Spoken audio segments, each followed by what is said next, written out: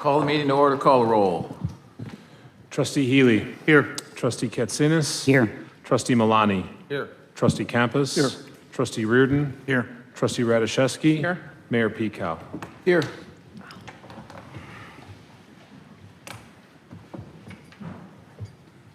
Pledge allegiance to the flag of the United States of America and to the republic for which it stands, one nation, under God, indivisible, with liberty and justice for all.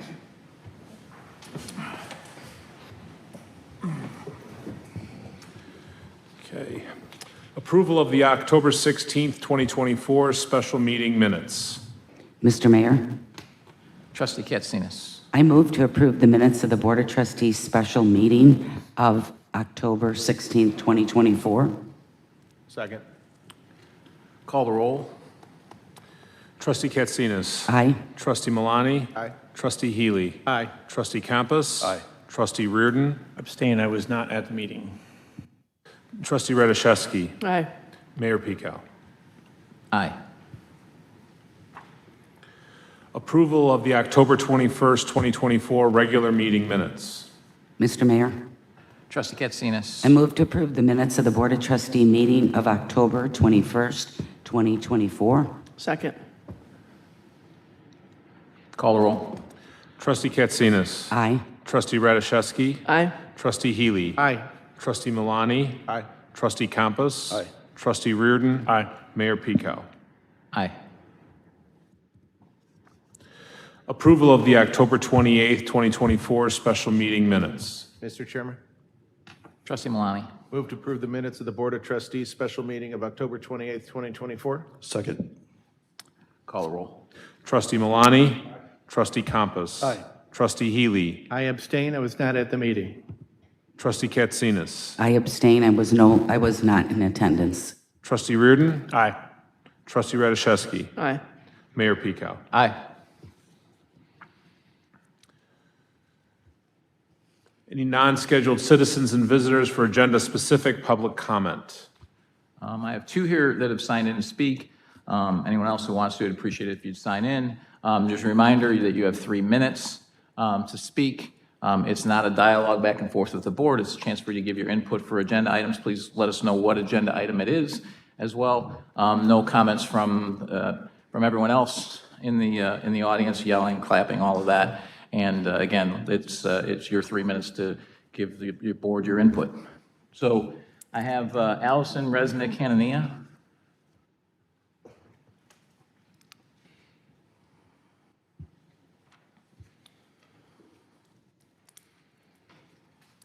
Good evening. My name is Allison Resnick-Hanania, and I'm here as a concerned resident. This is not a political statement. I'm a homeowner, taxpayer, and a parent whose children have graduated through our school districts, and I've lived in Orland Park for nearly 30 years. Our property taxes, sales tax, and fees have increased significantly over the past several years. And one part of those increases is the result of overspending by this village board on projects that seem unnecessary. An entertainment venue, a shooting range, how many assistant village managers? This mayor was elected on a campaign of saving taxpayer money, remember? And yet, since taking over, the board has dramatically increased spending. The truth is, we have not been given a full and clear accounting of how the village spends money, mainly because it has failed to file its annual financial audits in 2022 and 2023. The mayor's response is that he is being picked on by Comptroller Susana Mendoza, that 75 other governments have not filed their financials. Well, that's 75 out of 7,000 governments that have filed their financials in a responsible and transparent manner. In fact, not filing financial audits is not unusual for this board. Municipalities are also required to file audits for their TIFs, and Orland Park has not filed its triangle TIF financials for the past 3 years. In this financial fog, the village wants to create 3 more TIFs. In fact, Orland Park had a debt of $44 million, and in 2022, that debt rose to $66 million. The village wants to write off a portion of that debt. Why? How was that money spent? Who did we loan the money to? Why do you feel that this money is irrecoverable? We don't know because the village has failed to file its financials and TIF audits. According to the financial audit on tonight's agenda, the $29 million has already been written off.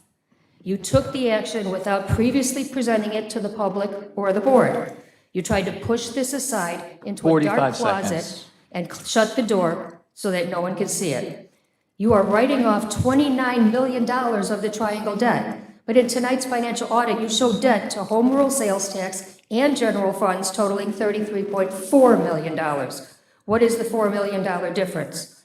I'm asking the board to table the ordinance tonight to write off the $29 million of debt until a clearer financial picture is presented to the taxpayers. After all, this is our hard-earned tax dollars you are throwing away.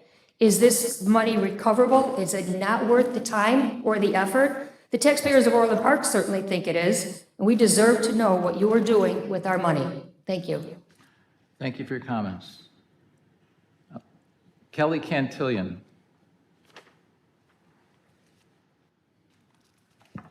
Good evening. My name is Kelly Cantillion. I've been a resident of Orland Park for 24 years. My question is in regards to negative balance of the Main Street Triangle TIF District. How is this possible? Money received from the TIF districts can only be used in the square footage of the TIF itself. So after all these years of collecting funds for the TIF district, my question to the village is, what happened to these funds? I asked the trustees of Orland Park to table an ordinance until the taxpayers of the village receive answers. Just to write off a negative balance because it looks bad on our balance sheet for the village, I think is irresponsible. As a resident, I deserve answers of what or where the money is and what the money collected was used for. Thank you. Thank you for your comments. Is there anybody else here to speak on agenda items? Okay, come on to the next one. Accounts payable October 22nd, 2024 through November 4th, 2024. Approval. Mr. Chairman, Trustee Malani. move to approve the accounts payable October 22nd, 2024 through November 4th, 2024 in the amount of $4,052,391.59. Second. Any questions or comments? Call the roll. Trustee Malani. Aye. Trustee Compass. Aye. Trustee Healy. I abstain. I have a client of mine who is on the payable list. Trustee Katsinas. Aye. Trustee Reardon. Aye. Trustee Radiszewski. Aye. Mayor Pico. Aye. Consent agenda. Item A, payroll for October 25th, 2024 approval. Item B, special event permit for Wild Fork Grand Opening Event, 450 people. Item C, VOP Municipal Basin Phase 1, change order number 1. Item D, baseball field lighting at the John Humphrey Complex. Mr. Chairman, Trustee Malani. move to approve items A through D of the consent agenda. Second. Call the roll. Trustee Malani. Aye. Trustee Compass. Aye. Trustee Healy. Aye. Trustee Katsinas. Aye. Trustee Reardon. Aye. Trustee Radiszewski. Aye. Mayor Pico. Aye.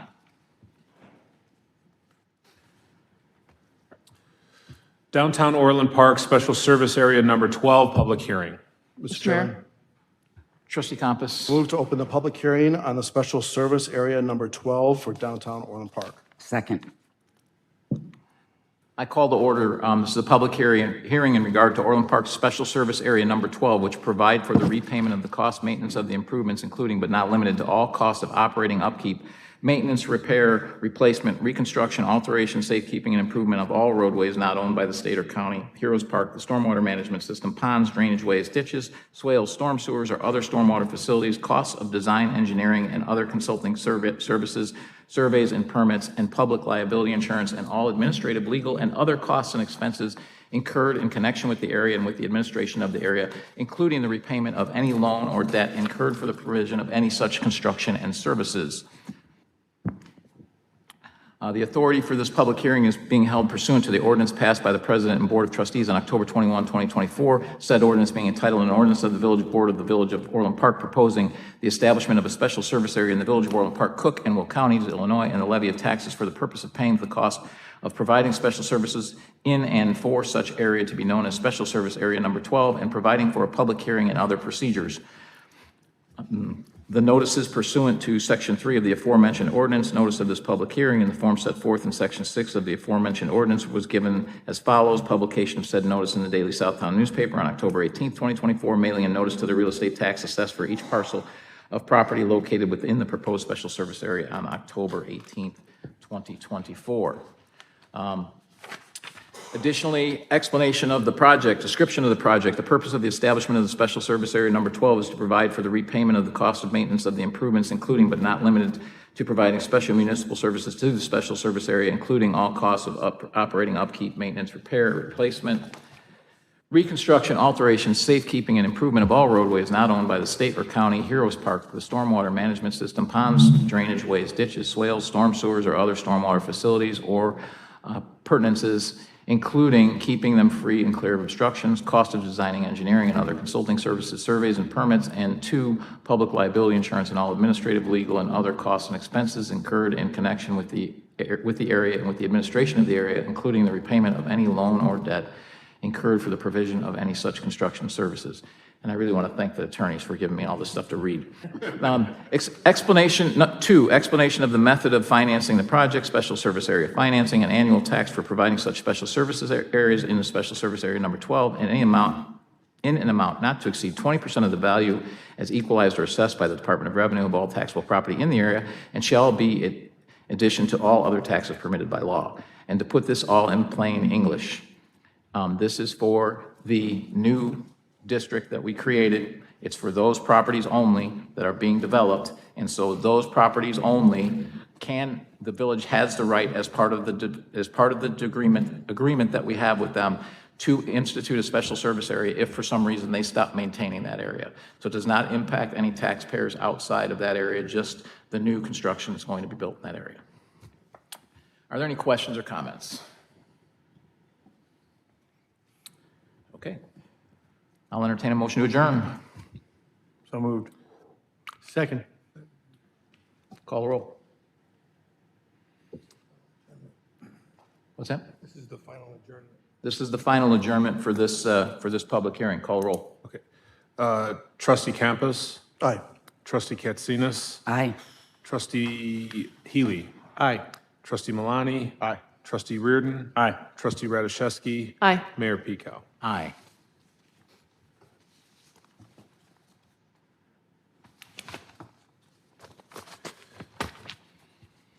Artisanal food production land use text amendment ordinance, excuse me. Mr. Mayor, Trustee Reardon. I move to approve the Planning Commission's recommended action for case number 2024-0733, and I move to adopt an ordinance entitled, an ordinance amending the land development code for the Village of Orland Park as amended. Second. Any questions or comments? Call the roll. Trustee Reardon. Aye. Trustee Healy. Aye. Trustee Katsinas. Aye. Trustee Malani. Aye. Trustee Campus. Aye. Trustee Radiszewski. Aye. Mayor Pico. Aye. Kiddie Academy, Orland Park, 7414 West 159th Street, new construction. Mr. Mayor, Trustee Radiszewski.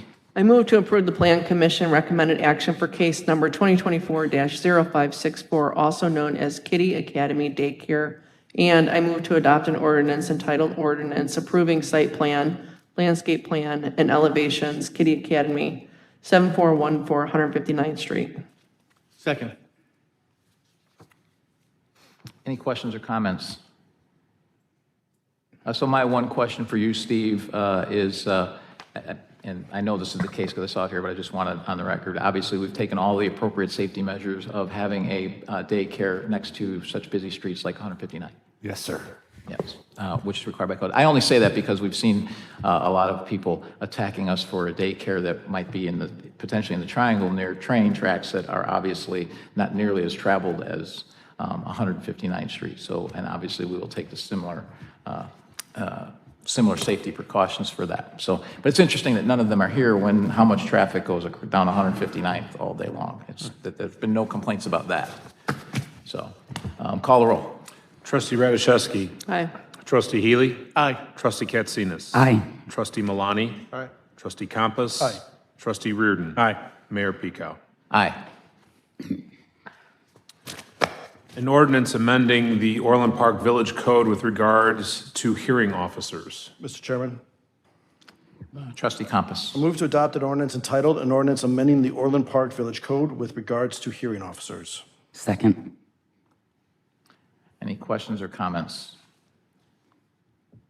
Call the roll. Trustee Compass. Aye. Trustee Katsinas. Aye. Trustee Healy. Aye. Trustee Malani. Aye. Trustee Reardon. Aye. Trustee Radiszewski. Aye. Mayor Pico. Aye. And just so everyone understands what this is, we have a zoning board of appeals that, that meets never. I don't think it's met one time. Joe, is that right? You're on it. Have you ever met? Yes. You've never met? Okay. So it's never met, and in the event that something does come up that would be the zoning board of appeals, the planning commission is more than capable of handling that. So, so they will fill out those requirements that are required by law. We don't need a separate group of 5 people just to hang around for nothing for 6, 7 years. Okay, go ahead. Speed limit change and consistency on 151st Street from Orland Brook Drive to T Brook Drive. Mr. Mayor, Trustee Katsinas. I move to approve changing the speed limit on 151st Street from Orland Brook Drive to T Brook Drive from 40 miles per hour to 35 miles per hour, and authorize the village manager to execute all related documents subject to village attorney review. Second. And in summary on this, basically one side of the street is 40, the other side is 35. Doesn't really make a whole lot of sense. So we're making it consistent is what we're doing. Are there any questions or comments? Call the roll. Trustee Katsinas. Aye. Trustee Compass. Aye. Trustee Healy. Aye. Trustee Malani. Aye. Trustee Reardon. Aye. Trustee Radiszewski. Aye. Mayor Pico. Aye.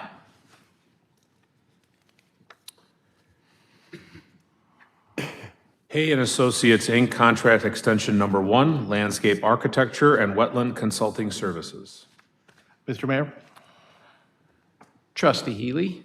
I move to approve and authorize the execution of Addendum A to the current contract with Hay and Associates, Inc. for landscape architecture and wetland consulting services to extend the contract for a 1-year extension for 2025 for a not-to-exceed contract price of $50,000 and authorize the village manager to execute all related documents subject to village attorney review.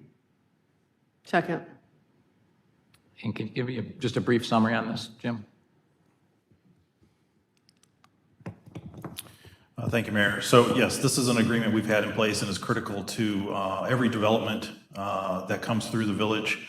They have a long-standing history with us and have a great deal of understanding of the unique situations within our community and of our particular village code. So this would simply extend this relationship 1 year. Okay. Call the roll. Trustee Healy. Aye. Trustee Radiszewski. Aye. Trustee Katsinas. Aye. Trustee Malani. Aye. Trustee Compass. Aye. Trustee Reardon. Aye. Mayor Pico. Aye. 82nd Avenue Multi-Use Path, Phase 2, Design Engineering Services Contract Award. Mr. Mayor. Trustee Malani. Move to approve awarding a contract for RFQ 24-037, 82nd Avenue Multi-Use Path, Phase 2, Design Engineering Services to Gewalt Hamilton Associates Incorporated for a total not to exceed amount of $259,520 and authorize the village manager to execute all related contracts subject to village attorney review. Second. Any questions or comments? Call the roll. Trustee Malani. Aye. Trustee Compass. Aye. Trustee Healy. I abstain. I have a business relationship with one of the bidders. Trustee Katsinas. Aye. Trustee Reardon. Aye. Trustee Radiszewski. Aye. Mayor Pico. Aye.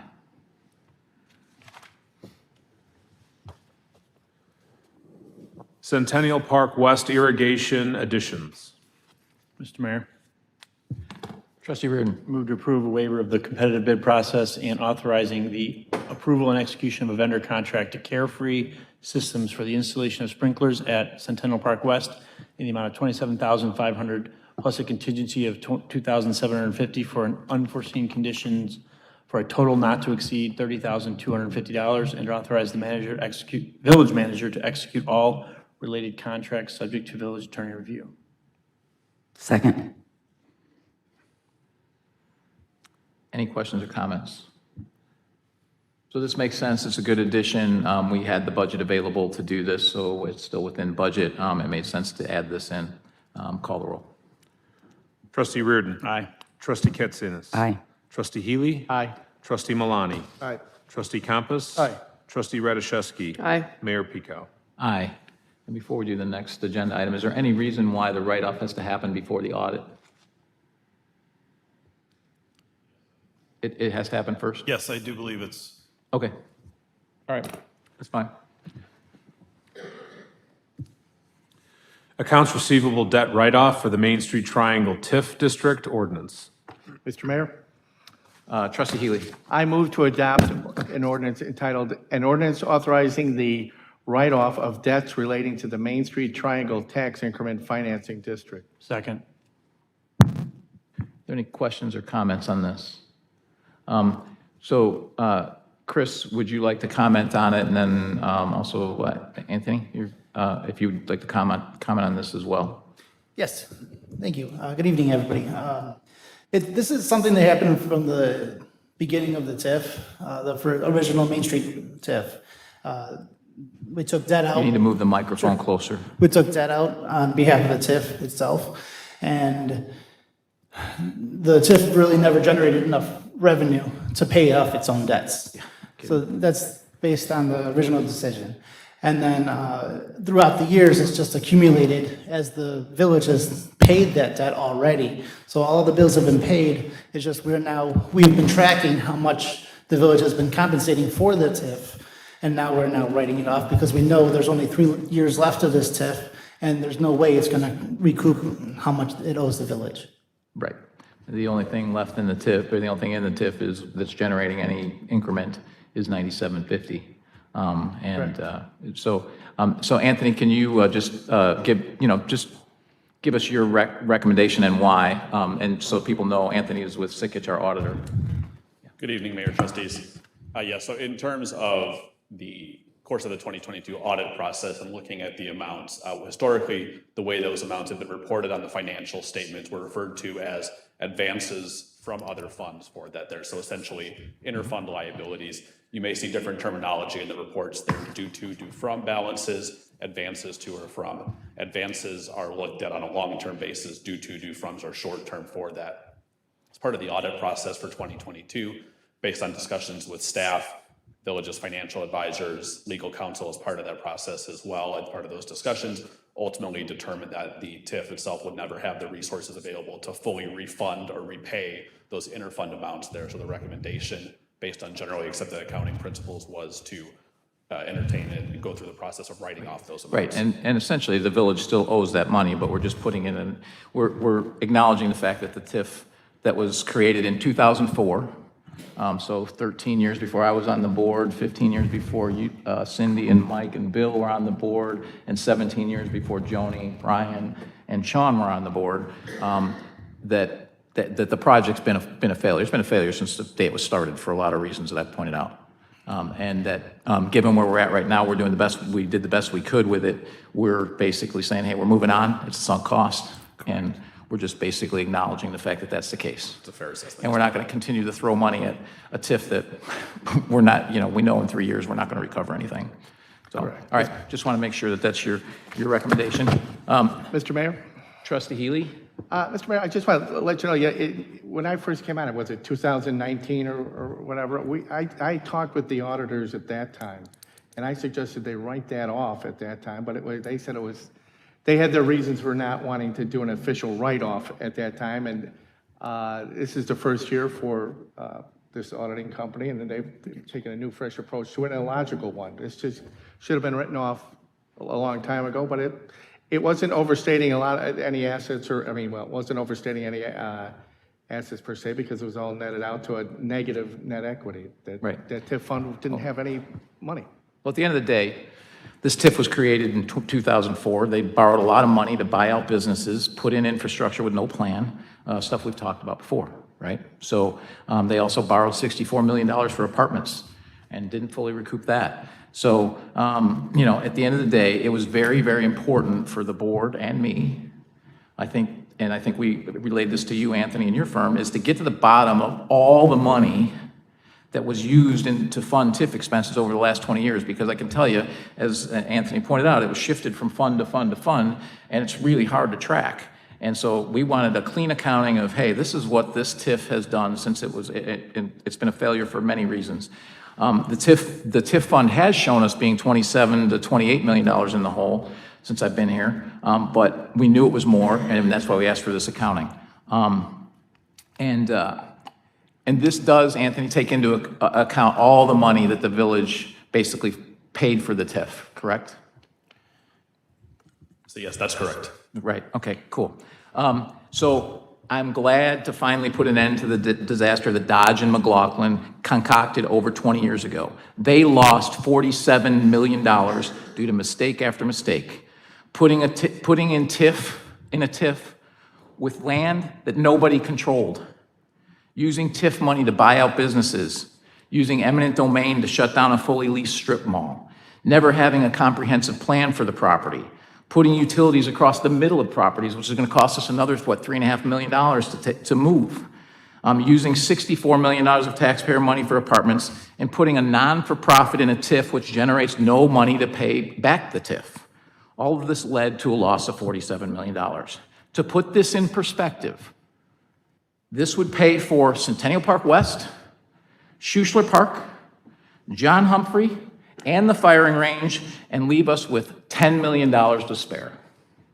That's what they lost. While we are writing this off from the TIF, the taxpayers are still on the hook to pay this off. This is beyond a mistake. It's over half of our current debt. Let me be perfectly clear.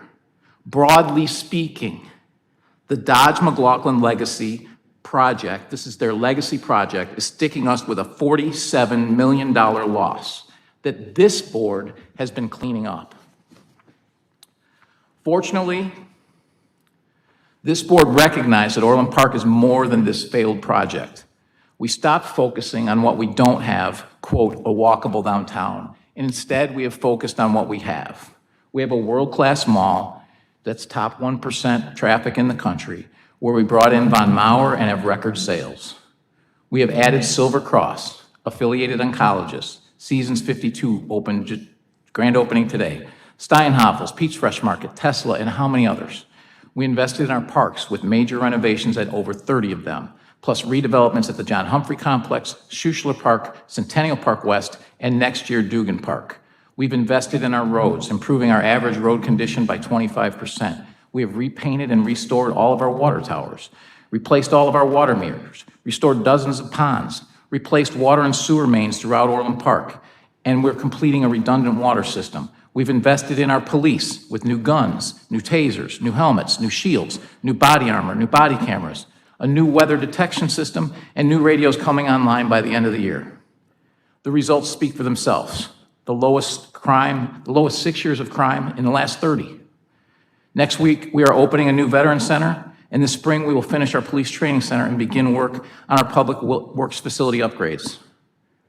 All of this, and this audit shows, debt has gone from $110 million when I arrived to 85 million at the end of 2022. And I believe it's like 89 or so right now. So it's down. We've done all of this and dealt with the garbage that we were left.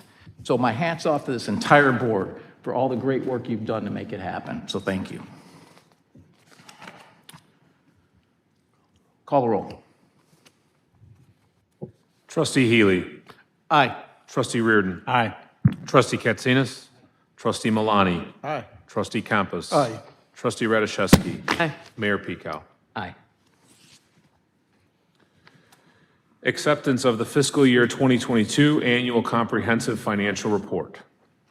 Mr. Mayor, Trustee Healy? I move to accept the fiscal year 2022 annual comprehensive financial report ending December 31st, 2022.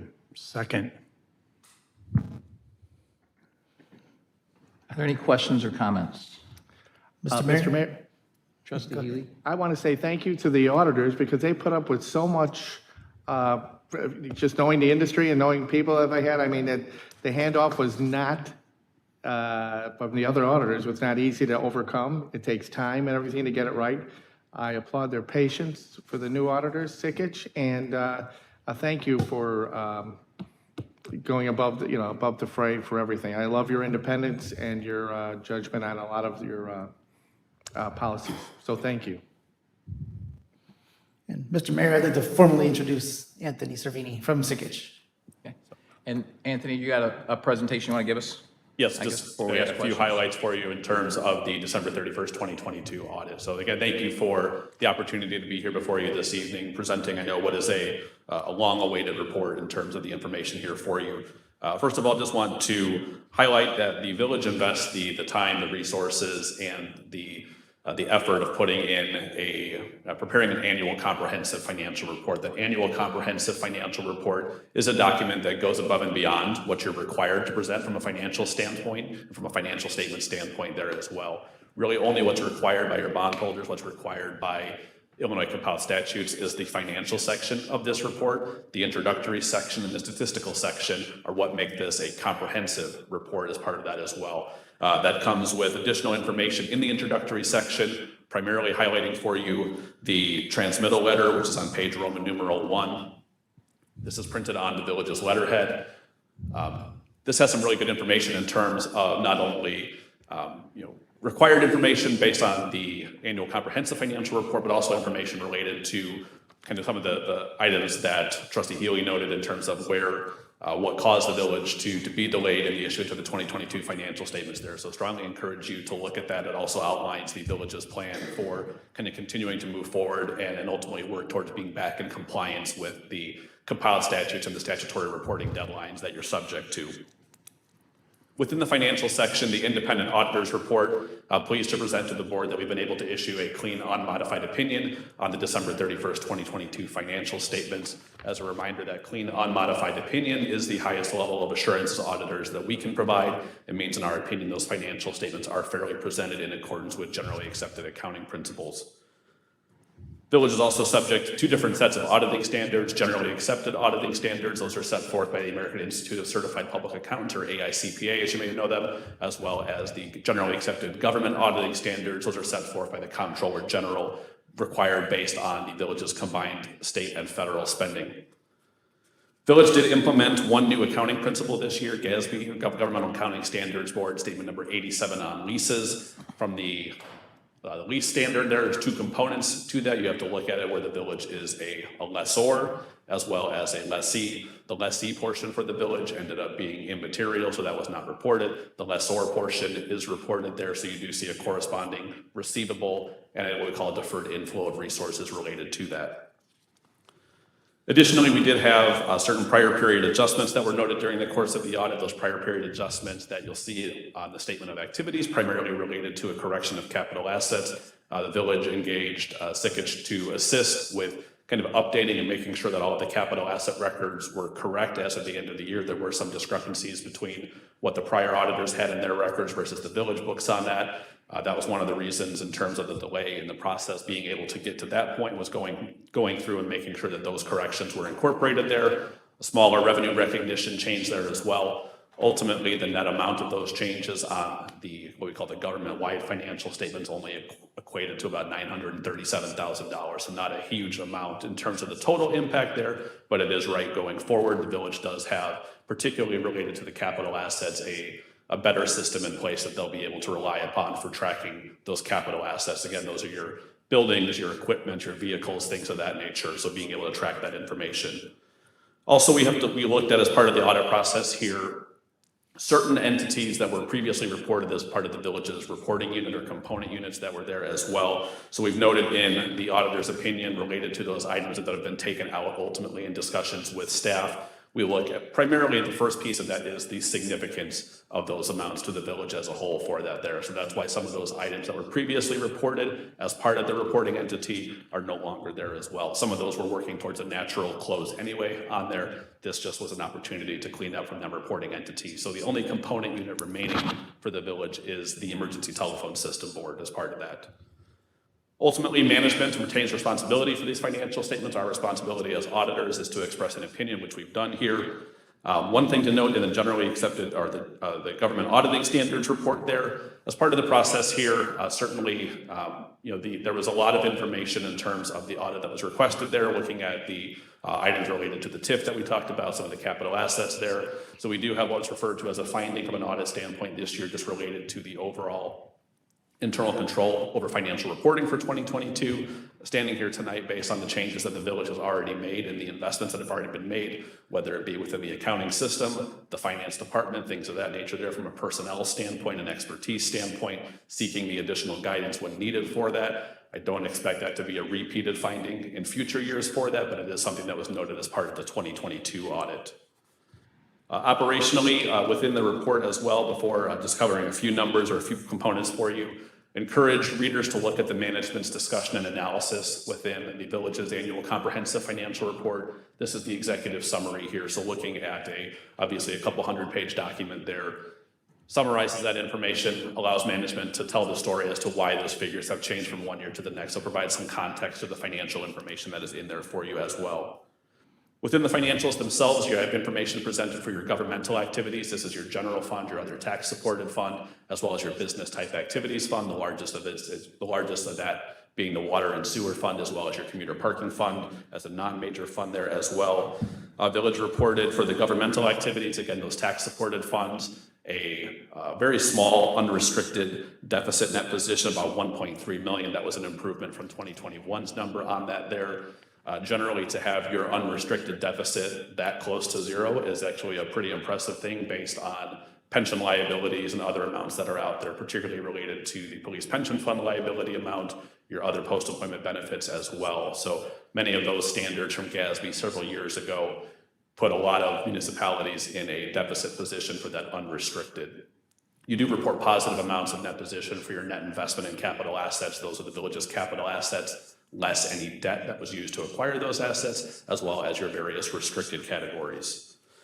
Business type activities presents a $15.8 million unrestricted net position there, the majority of which resides in the water fund. The commuter parking fund does report a very small deficit there, but looking at the water fund as the larger of those two funds there, that positive unrestricted net position will tell you that essentially the fund is doing what it needs to from a structural standpoint to be able to maintain not only the operational piece there, but from the debt service and any sort of capital components there as well.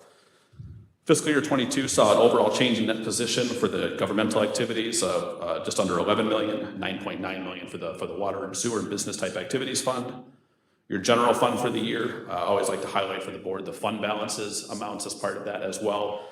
$26.5 million in fund balance at December 31st, 2022 equates to approximately 50% of the 2022 general fund expenditures there. So about a 50% reserve in terms of that. Generally, that's a pretty consistent, pretty solid benchmark in terms of a reserve standpoint there from a reporting standpoint. So I would say not concerned that you're too low on that, not concerned in terms of an over accumulation of resources there as well.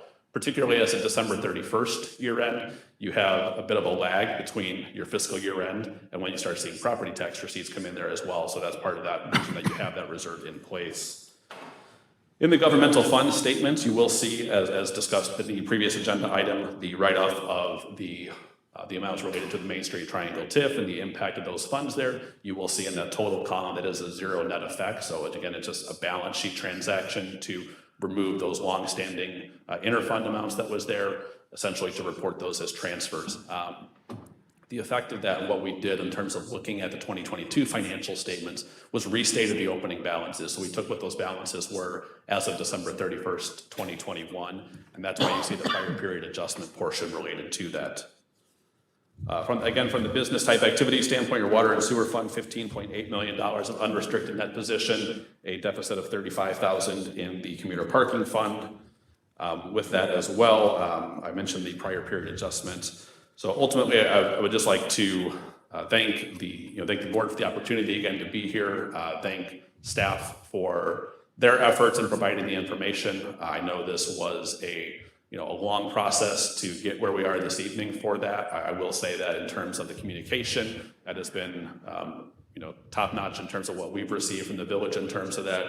We've had regular status calls on that. Any information that we've needed as part of the process, the village has worked to gather that information, been responsive to us in providing that information. Sometimes, admittedly, it has taken a little bit longer to kind of pull that information together or navigate between multiple accounting systems on that. Personnel changes, all of the factors that go into that. But again, want to just thank thank staff for their efforts and certainly keeping on top of this. I know that certainly the board, in terms of when you issued the RFP and engaged, another firm for this as well, the importance of being able to, get this process caught up. I was speaking with, Finance Director Frankenfield earlier on this as well. I think ultimately, the goal for the village would be to have you fully caught up in terms of all financial reporting for 2023's audit subsequently, as well as the 2024 audit by August 2025 in terms of that. That would have you within the comptroller's 2-month statutory extension that they automatically grant for your 6-month reporting period there as well. But again, with that, I'd be happy to answer any questions, and thank you for the opportunity.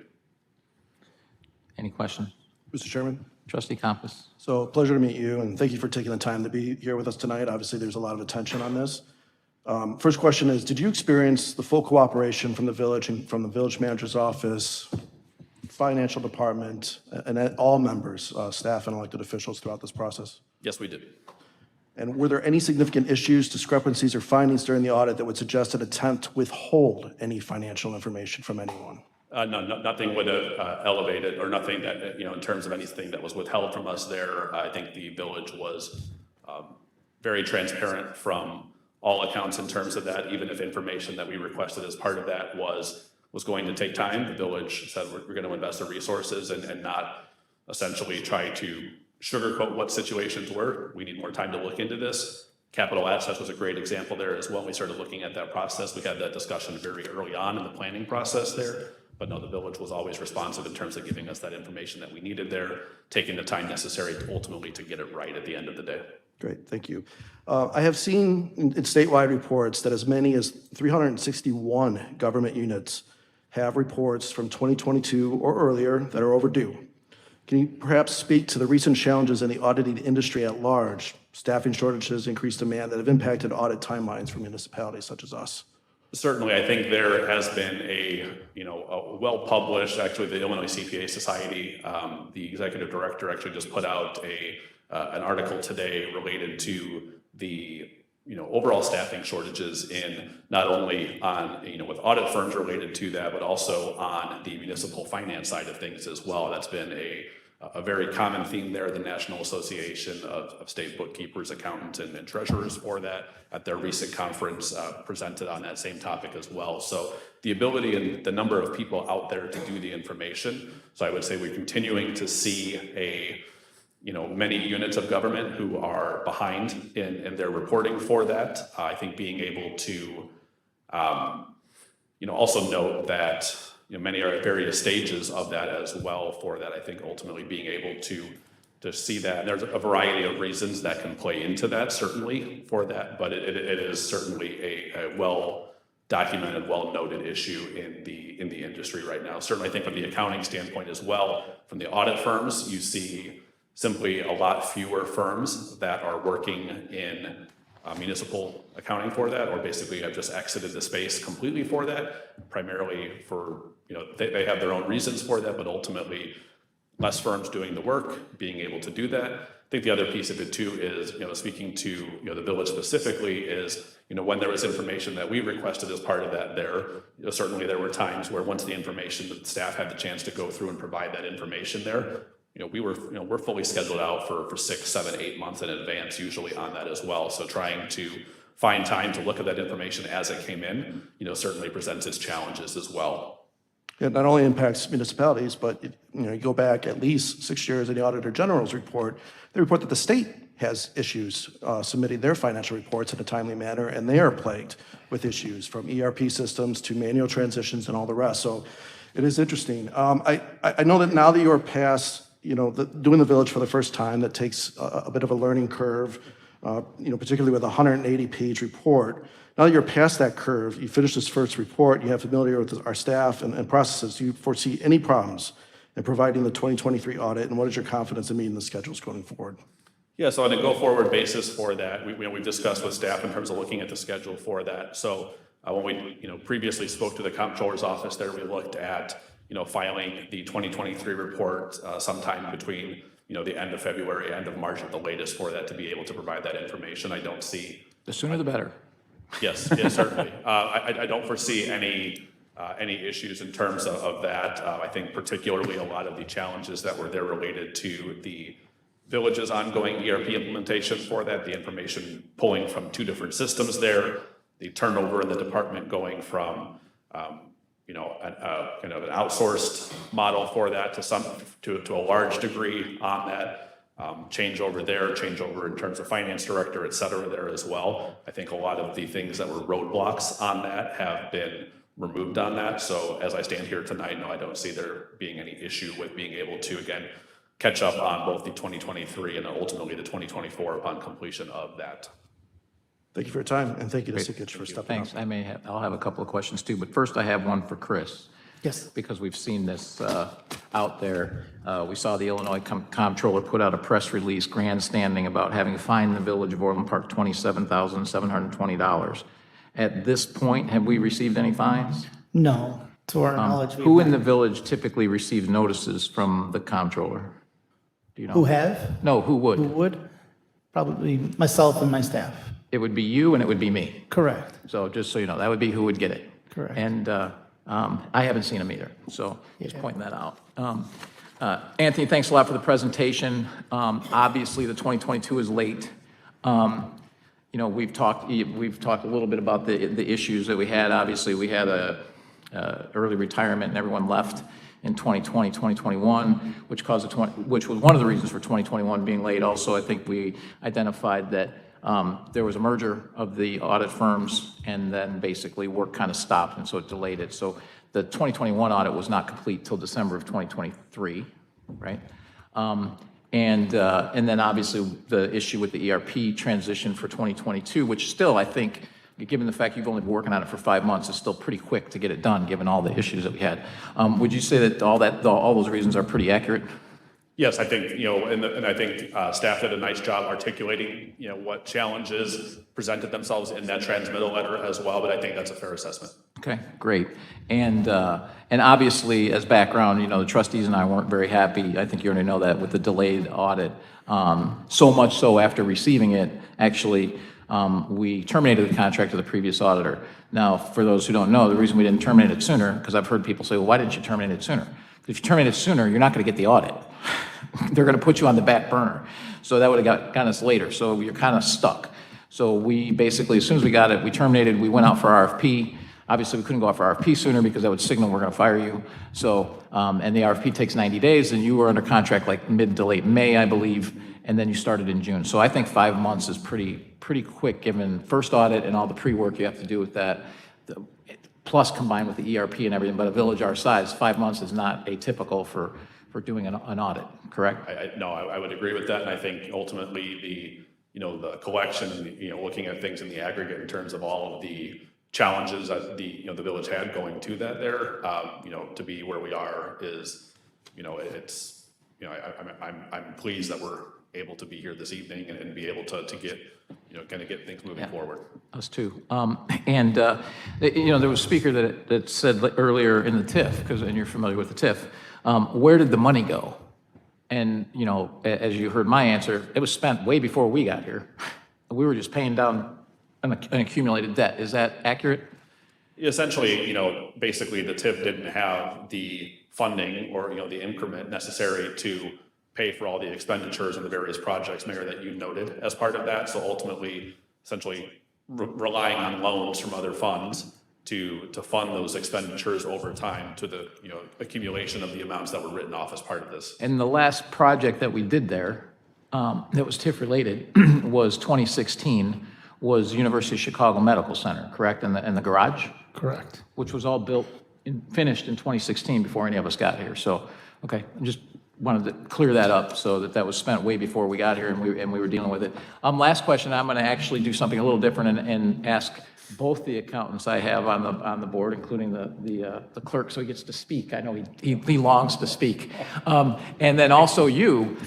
So we've had some people I would say there are people who are misinformed, and then there are people who misinform people who say that Trustee Healy should have been involved and gotten this audit done. Well, I'm looking at it, any board that would have someone on their board doing the audit, I would be very suspect of, and it would eliminate the independence of an audit. Would you all agree with that? I'll just go one at a time. Clerk? Yes, for sure. I mean, the role of the trustees and the role of the board is to provide oversight and receive the information from the auditor and then analyze that. It is not to get involved in the audit process, which is the responsibility of the staff. Independence is one of the core standards of an audit, and with that, and you have to insist on your auditor being independent, and may I add, the village manager has to be a degree of independent too, and not aligned with anybody and all that, and I think we've accomplished both of those between these guys. So you would agree with that, right? I would, independence. And we were not involved in any way. I mean, independence is paramount there as well. I think anytime I serve on, several not-for-profit boards there as well, that there's zero, independence has to be independence in both fact and in appearance for that. Right. Certainly having, a sitting trustee involved in the audit process would violate, those independent standards. So for those of you, if anyone's actually watching that cares, the information that you've been given has been incorrect, and we would never want to do that. And so we want an independent audit. It's an important part of our controls over staff is to have an independent audit. So, so thank you very much, Anthony, for the information. Anybody else have questions? Mr. Chairman. Trustee Milan. Just a quick comment. Thank you for giving me all kinds of Saturday morning coffee reading, by the way. Stimulating, and not being a financial guy, it's nice to actually be able to see the results of the audit. And you were kind of given a tough predicament, basically starting from scratch, and your firm came through for us, and I think you delivered a great product. And you touched on something that's very important, that we don't necessarily just give the basis of what you need. We go above and beyond to be able to give the comprehensive audit, right? And I think that's important to understand. We could give the bare minimum and you may not get the picture, where what we're giving is the total picture, so anybody that has a financial background can look and see exactly where the money has been spent over time. And I think that is something, we pride ourselves on. We've won awards for our audits year after year, and hopefully this will be one that, we do it again. So thank you for putting all the hard work into this. Thank you. Thank you. Any other questions? So I'm going to do something a little different. I'm going to call the roll first, and then I'm going to have some comments on the audit. Call the roll. Trustee Healy. Aye. Trustee Reardon. Aye. Trustee Katsinas. Trustee Malani. Aye. Trustee Campos. Aye. Trustee Radiszewski. Aye. Mayor Pico. Aye. Happy to have accepted it. So my comments on the audit, as everyone here knows, and many of you that are watching or will watch, you're aware the comptroller decided to grandstand and politicize this issue. I want to make sure that everyone is aware of the timeline that I've given before. Our 2021 audit was late. We knew that. The board knew that. And we did everything we could to pressure our previous auditor to deliver the audit. The problem is that until the audit is complete, the board has no leverage. Since an auditor, particularly one that's as late as ours, can basically cause serious damage to the village in retaliation by doing an even later audit. For that reason, we waited until the 2021 audit was received to take action. We terminated their contract. When we did so, what I didn't mention is the auditor withheld 2022 working documents and demanded further payment. This board refused. We said we'd rather take a little longer with a newly qualified audit firm than to pay essentially what we considered to be extortion money. They weren't performing as it was. So we knew that might slow down 2022 a little bit. We were okay with that to get it right. We went out for an RFP. We found a new auditor. Like I said, takes over 90 days. The goal in the RFP was for it to be done in 4 months. That was what we had put in the RFP. It actually took 5. We understand taking 5 because of all the issues, aforementioned issues with, finance director leaving, all of that stuff, ERP system, all that. But it's imperative to catch up, and as you heard, we expect February or March 2023, we'll have that one done, and so we'll be caught up with our 2024 audit. Sikich went under contract in May, started in June. Anyone familiar with the process, a first audit for a firm takes longer. 5 months demonstrates our commitment to this effort. This brings me to the comptroller stunt. The Illinois Municipal League and Commissioner Morrison have both wrote letters to Susanna Mendoza on our behalf due to her capricious actions. First, the comptroller's stated goal is to help organizations comply. By her own admission, we have regularly communicated and cooperated with her office.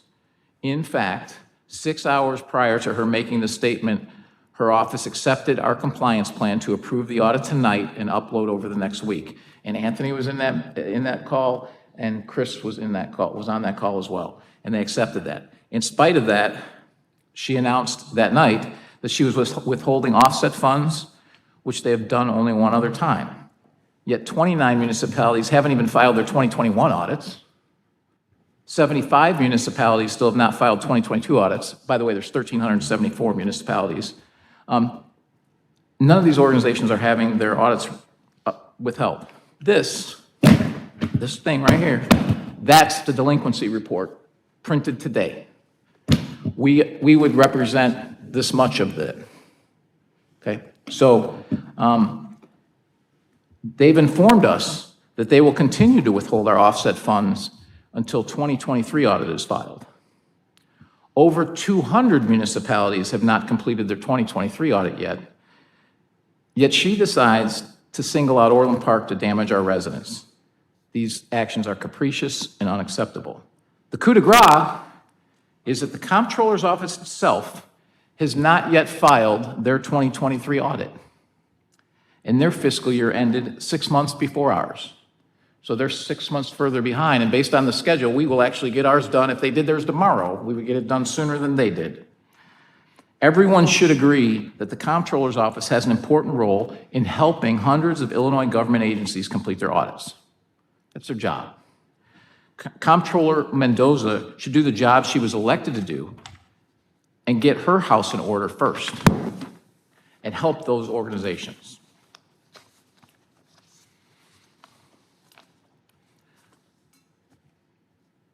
Tonight, and I think in the next board meeting, we'll pass a resolution to call on her to immediately restore our offset funds.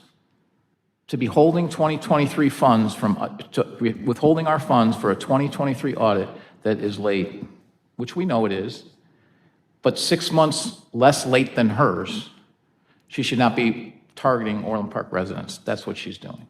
It's unacceptable. Go on to the next one.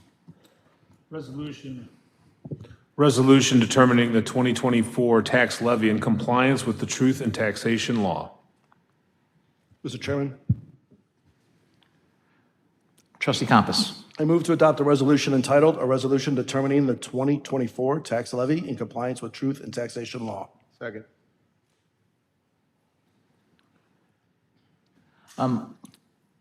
Could you give me a quick summary on this? There's a lot of information here, but as a total tax levy, what is the tax levy for next year relative to this year?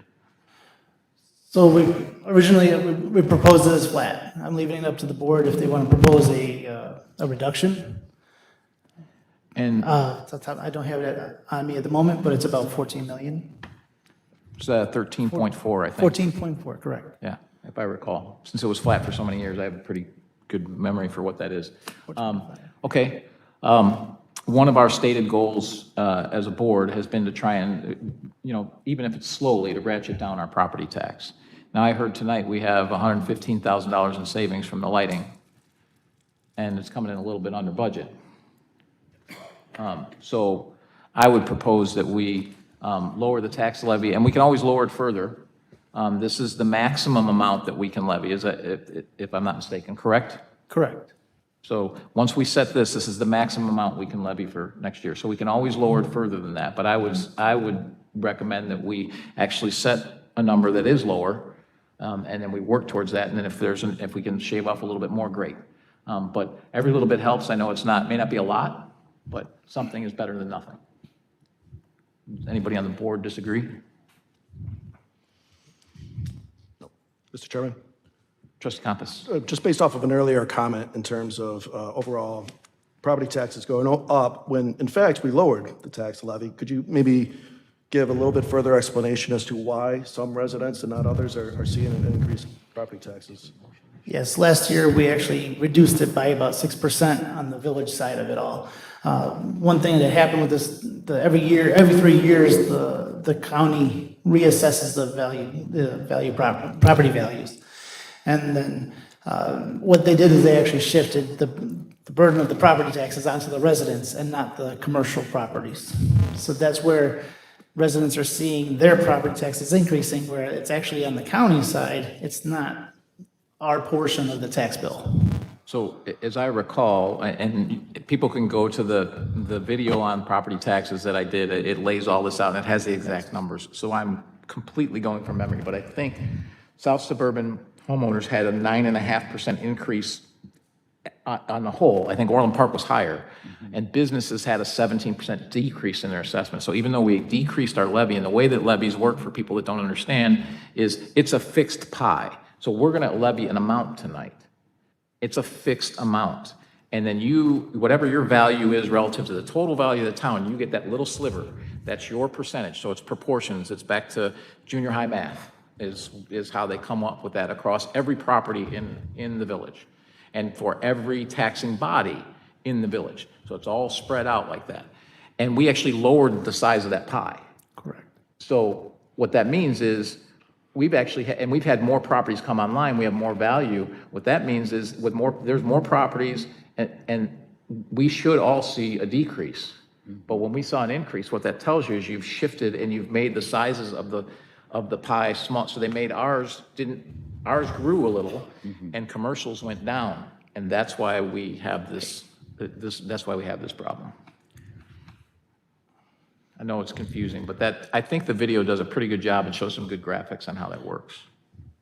Yes, we only have the power to levy what the village can. We don't have any say-so in the Correct. county side, the. And we were the only taxing body to lower our levy.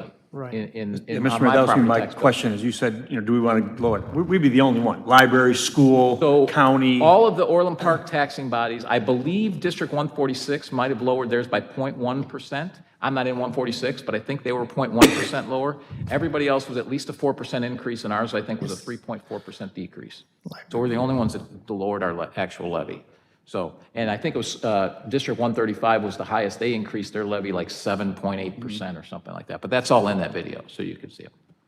Mr. Chairman, Trustee Malani? and just to point out another small point that people don't realize, what is the percentage of Orland Park property taxes? Is it like 3% or something? Yeah, it's very small. It's a very small sliver of a dollar. Percentage of your tax bill when you Yeah. get it twice a year, so just keep that in mind. No, we're not. I'm asking him a question. Go ahead. You done? I'm done. Okay. Sorry about that, but I was just checking on them. I needed to know what this was, though, to manage this. So the resolution itself calls for $13,425,518. That's right. I know it's a small amount, but I basically heard roughly $125,000 in savings we weren't expecting. Poor Joel. You can spread it out to everybody, Jim. Joel doesn't have to take all the hit. So what I would suggest is that we reduce that to $13,300,000. And I would entertain a motion to reduce section 1 to 13 and all the subsequent numbers that are the same, $13,300,000. So moved. Second. Are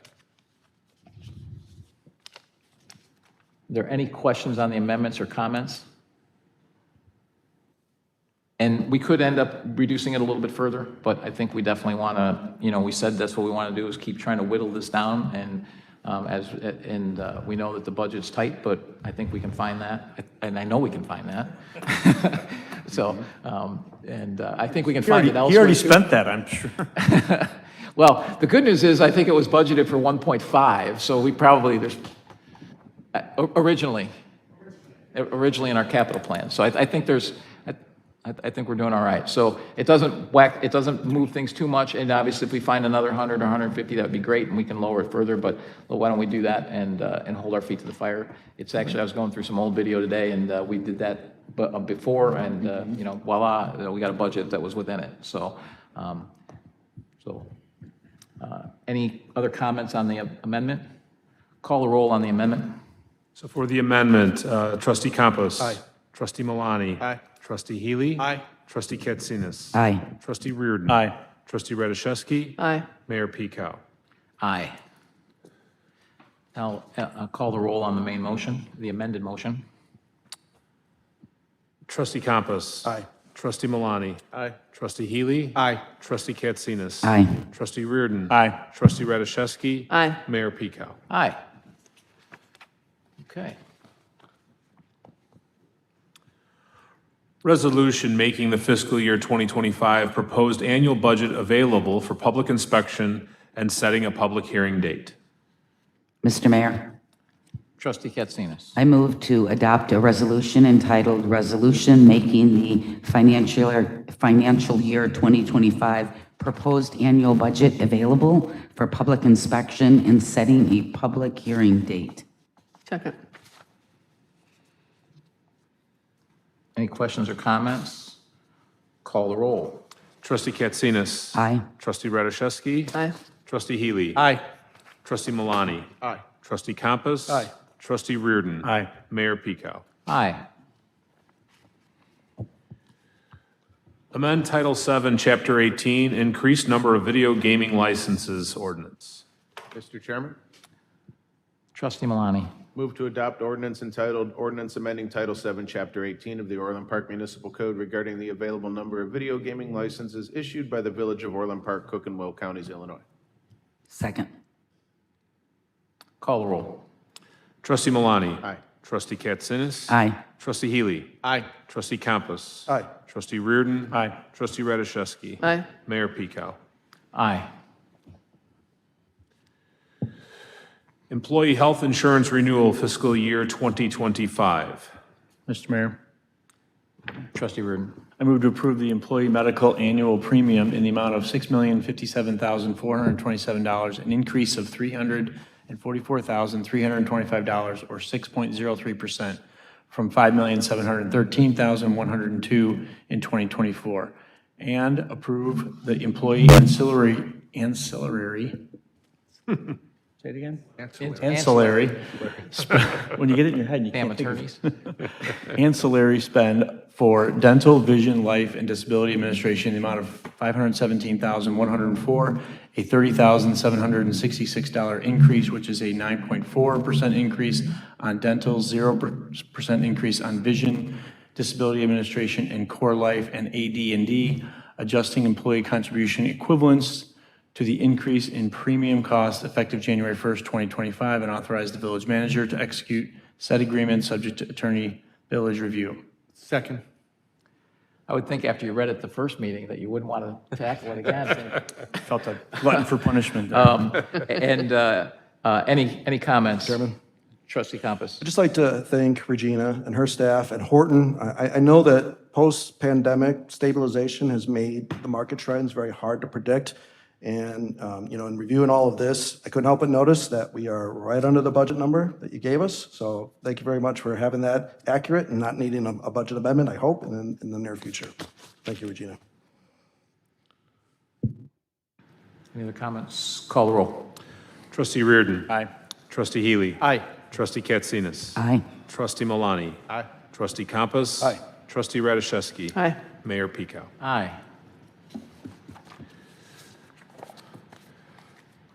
Property and Casualty Insurance and Workers' Compensation Renewal. Mr. Chairman, Trustee Campos. I move to Oh, approve the... I apologize. Can we do a revote on the last, the last item? You make me say it Should we- again. Yeah, so we can recall and revote. Call the roll. This is my mistake. Call the roll again. This is on the employee health insurance. Trustee Healy. Aye. Trustee Katsinas. Aye. Trustee Malani. Aye. Trustee Campos. Aye.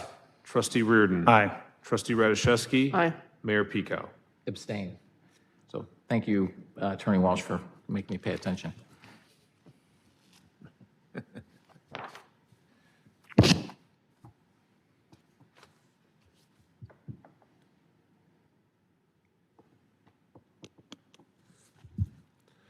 Property and casualty insurance and workers' compensation renewal. Mr. Chairman, Trustee Compass. move to approve the liability insurance for property in the amount of $305,353, public entity package in the amount of $265,533, auto liability in the amount of $77,769, excess liability in the amount of $511,390, cyber liability in the amount of $25,861, and effective December 1st, 2024, and approve the excess workers' compensation in the amount of $199,510, crime policy in the amount of $5,161, drone policy in the amount of $16,800, and effective January 1st, 2025, and approve the Horton Group annual brokerage fee in the amount of $35,000, and authorize the village manager to execute all related contracts subject to village attorney review. Second. Any comments? Call the roll. Trustee Compass. Aye. Trustee Malani. Aye. Trustee Healy. Aye. Trustee Katsinas. Aye. Trustee Reardon. Aye. Trustee Radiszewski. Aye. Mayor Pico. I abstain. And just for the record, I'm abstaining because of a prior business relationship, both as a client and so I was a client of theirs. They were also a client of mine. I think I was last a client of theirs in 2019. That was the end of that relationship when I sold my business. But also to point out that Horton has been our insurance company since 2005. And they're also our largest non-retail employer as well in the village of Orland Park, and I think fourth generation as well, so, or third generation company. So great company, and happy to see them still on board and that the board approved it. Non-scheduled citizens and visitors for public comment on items relevant to village business. Anybody here to speak? Okay. Board comments. Board comments. Trustee Compass. So tonight marks my 49th personal trip around the sun. Happy birthday. Happy birthday. By virtue of being born in the first week of November, every 2 years, my birthday is typically marked by a high level of anxiety across the nation as we select our future leaders. Yay me. However, that level of negativity has really always given me a unique perspective and reminds me to consider and contrast the very many blessings that I have. I'm fortunate to have my health, a wonderful family, and a large network of friends with whom to celebrate this life that we share together. Over the past 3.5 years, I feel deeply blessed to have had the opportunity to serve this community. This past year has been truly remarkable, and it has been an incredible privilege to work alongside each of you. I'm grateful to our leadership and our dedicated staff members, union and non-union alike, who work tirelessly to make Orland Park the outstanding community that it is. We're going to hear a lot of negativity in the upcoming months, but we all know in this room just how great Orland Park truly is. And I'm blessed because service such as this is a gift to the soul. And I hope that my impact has improved the lives of others as well. So as we close tonight, and as people cast their ballots, or have casted their ballots, my birthday wish is that everyone keeps in mind that we are still one nation, under God, indivisible. May we carry that unity forward, always striving for the best for our community and for our country. Thank you. Trustee Malani. Short and sweet tonight. First off, we have the Public Safety Forum on December 3rd, which will be at the Civic Center from 7 to 8:30, which you can come and hear about how Orland Park is one of the safest places to be in. And also, we have the Turkey Trot coming up on November 28th. Once again, where I'll sit there and watch you guys all run for some strange reason. Most importantly, tomorrow, get out and vote, do your duty, and have a great night. Trustee Katsinas. Thank you. I just wanted to welcome, which I didn't get a chance to last meeting, is Brian West as our Assistant Village Manager. So Brian, I thank you for stepping up to the plate and taking the position. And we couldn't be more fortunate to have someone like you with your talent and experience. So thank you for that. Joel's department, Public Works has a snowplow naming contest. There's only a couple of more days. So check the social media, Village of Orland Park, also our website, to name the snow monster. Also, people have asked about what to do with Halloween candy, if you have any extra. The Veterans Commission, right outside here, they have a bin.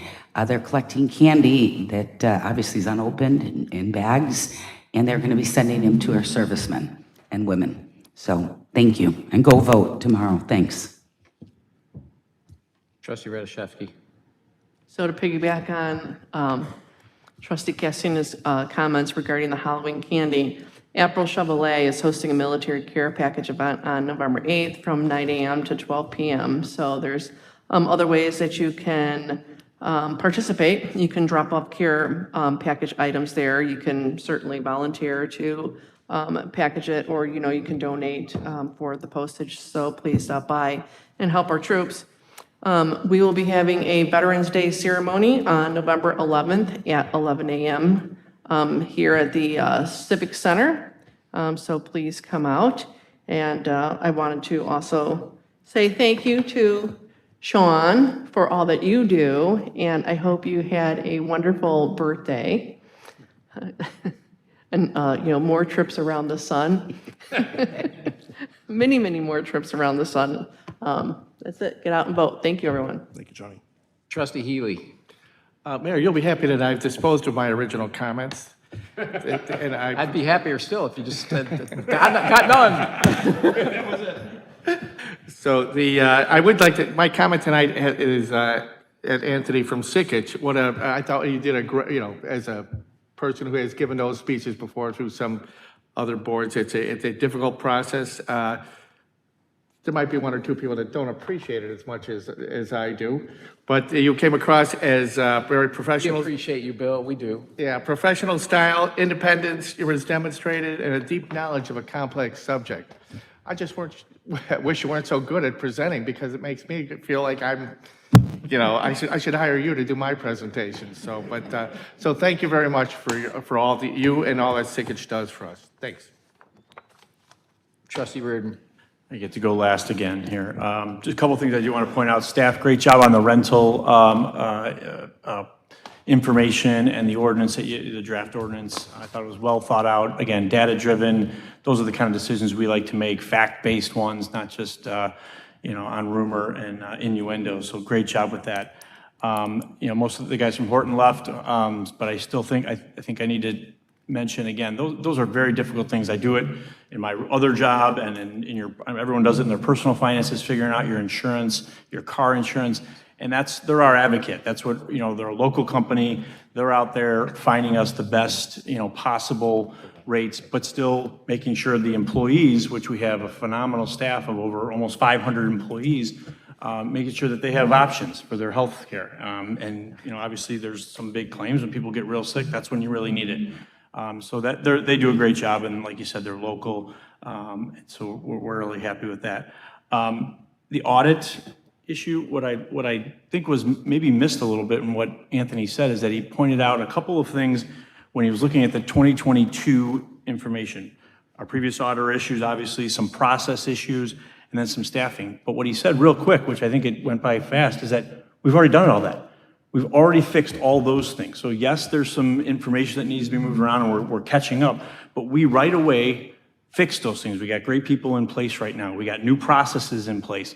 We got a new auditor in place that we're now going to be working with going forward. So I thought it was very telling that we have fixed all those things that we can control.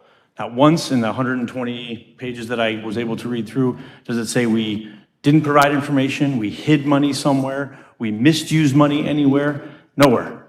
That's not what anything that they put in there. But that's not what you're going to hear in public. And it's unfortunate that the women who spoke didn't hear the whole thing and left early. But and the last thing I'll just say is that if they think the entertainment district at Centennial Park West is a waste of money, they have not been there, and they don't know anybody that has been there. Because everybody that's been there, everybody that knows someone that went there, is just saying what an unbelievable facility is.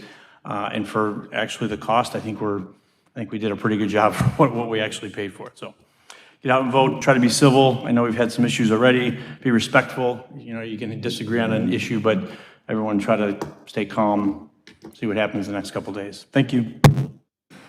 Great, thank you all. Yeah, and, you know, the events, the stuff that we do for, you know, for all the people of Orland Park, all those things that we built, and we got something for it. We didn't get anything for the TIF. We got apartments. You know, University of Chicago was coming here regardless of whether it went there or not, so. But I want to remind people, November 11th, you've got the Citizens Police Academy, you've got the Veterans Ceremony, that we do every year, so the Veterans Day ceremony. Then we go straight from Veterans Day ceremony over to the building. So you can go see the new Veterans Building, which is a great new space, much bigger meeting area, full kitchen for them, a little deck for the, you know, in the summer months and stuff. And, you know, there'll be more parking. There's also gonna be a lot more storage, although the one storage building is not quite complete yet, right? Still, they'll temporarily still use their garage until that's done, but way more storage inside the building, they will have way more storage outside the building, so looking forward to all that. Also, November 16th, we've got the Medal of Honor bus coming, so we have something at the Veterans Center, and then the new Veterans Center, and then also I believe the bus goes to Sandburg, so please come out for that. So looks like I'm speaking a lot from the 11th to the 16th at Veterans events.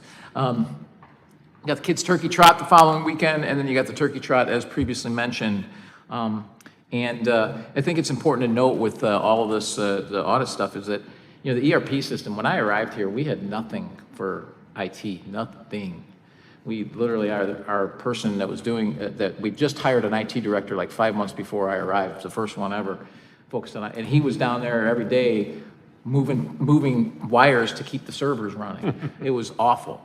And for at least 4 or 5 years, we went to IT. Even when we were cutting the budget, we were making some significant changes, and we really reduced our operating expenses. So we cut as lean as we could. And that's kind of where we're at now, right? But we cut that down. Even while doing that, we continued to fund IT, because I said, whatever you guys can get done in a year, we're throwing your way. And now IT is in a great spot. And now we're worried about things like cybersecurity. We're not worried about our infrastructure. So, I mean, from our phones to, you know, the microphones to the network cabling, you name it, it was just horrible. It was great at PD, but it was like, and it's still kind of separate, but it was horrible everywhere else. So that really is going to make a huge difference for our finance department going forward, but there are a lot of challenges with that. There's been a lot of challenges with HR as well. There's a lot of challenges with development services as we go and change that, but I've seen development services old systems. My God, you want to poke your eyes out. It's horrible.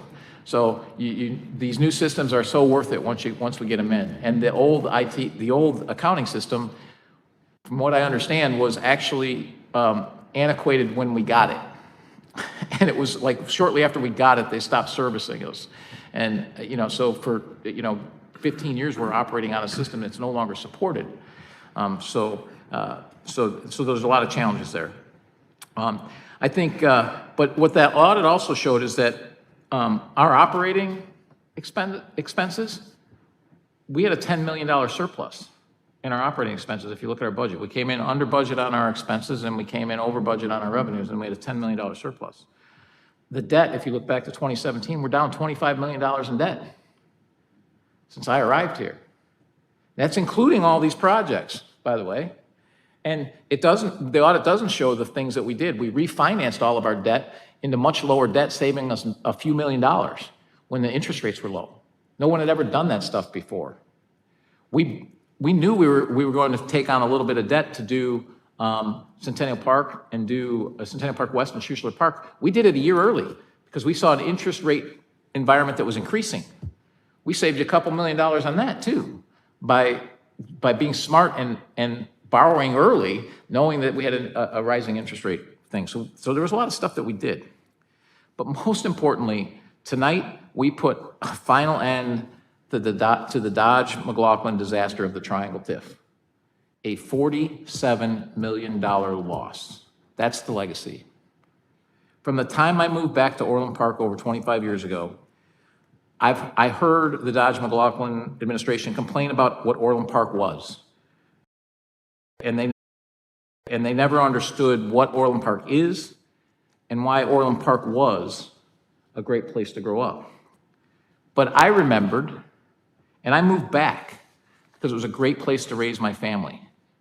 Maybe it's because I grew up here that I focus on what already makes Orland Park great.